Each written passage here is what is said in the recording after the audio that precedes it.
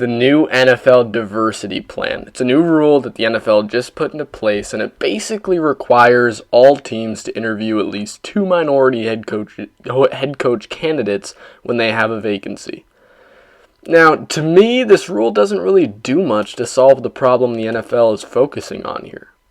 Think about it. What does this truly force teams to change? Now, simply having them interview a minority will not change whether or not a racist organization hires one. I mean, think about it. If the organization is racist, or whoever is in charge of the process of choosing a new head coach is racist, or has something against African Americans, or has something against Mexican Americans, then why would interviewing one change their viewpoint? Now, I believe that if the NFL is to do anything here, they should do something that practically forces NFL teams to make a minority hire, because that seems to be their goal. This new rule won't bring the racial divide in the NFL anywhere closer to being sealed off. Like I said, the rule almost seems like window washing, in the way that at a first glance it seems to help solve a big issue, but in reality, it doesn't do much to solve it at all. It's like this. If the NFL were trying to solve an excess of star players holding out due to contract disagreement, something that would severely hurt their viewership. I mean, think about it.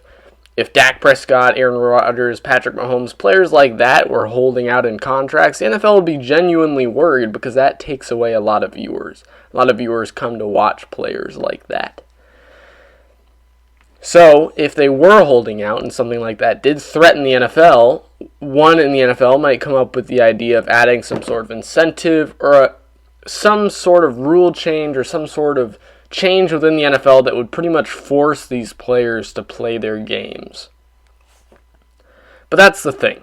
In the NFL's eyes, not having a fair number of minority head coaches doesn't affect their income. Ticket sales, food sales, viewers on TV, all the things that the NFL profits from are not affected by the ethnicities of the head coach. So the NFL, instead of truly finding a way to fix this problem, finds a way to shut people up who are genuinely wanting change.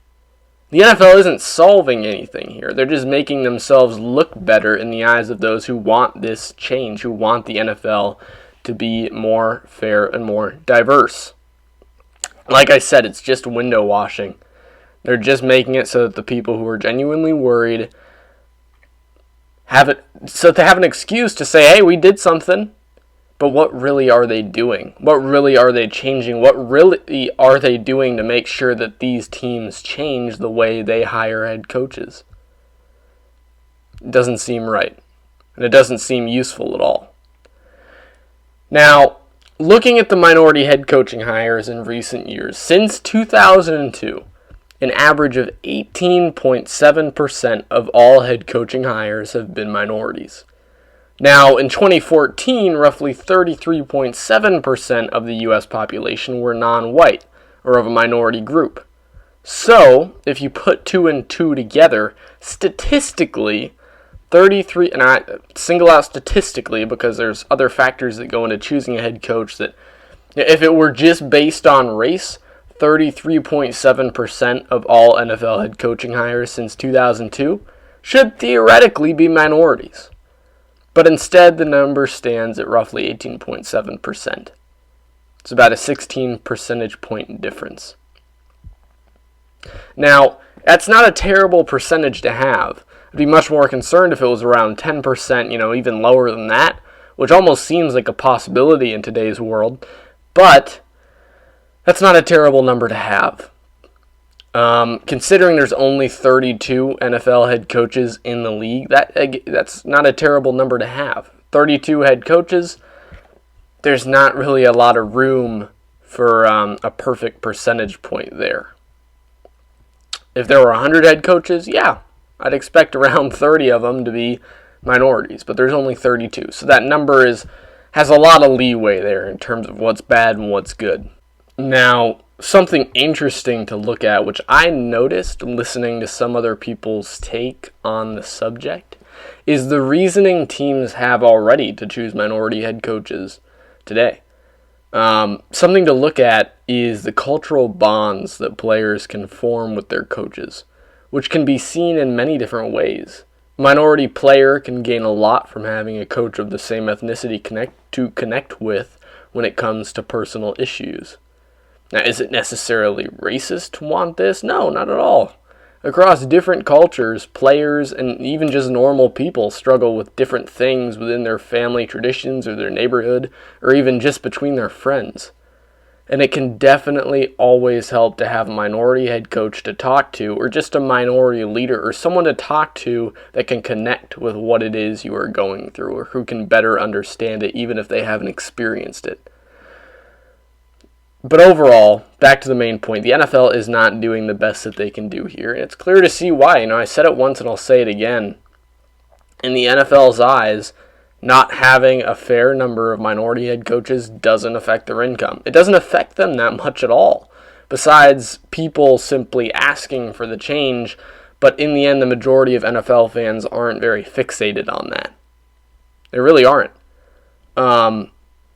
Outside of the NFL, outside of their common viewers, there are a lot of people who definitely want that change. But I think that the problem is there isn't a very large focus on it. There isn't a large force that's pushing them to do the best that they can do, that's pushing them to do the right thing, like a boycott or something along those lines that would truly force them to make a change. Because if we really want something to change within the NFL in terms of diversity and racism, you have to force it.